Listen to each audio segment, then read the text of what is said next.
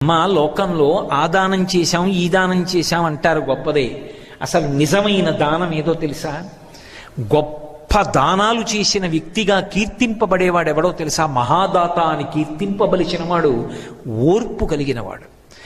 తాను కోపాన్ని పొందడానికి కావలసిన శక్తి ఉన్నవాడయ్యుండి అవతల వారిని ఇబ్బంది తన శాపము చేత పెట్టగలిగిన వాడయ్యుండి కూడా అలా చెయ్యకుండా నిగ్రహించుకుని ఓర్పుతో పావు కుబుసాన్ని విడిచిపెట్టినట్టు కోపాన్ని విడిచిపెట్టి నిలబడిన వాడున్నాడే, వాడమ్మా దాత.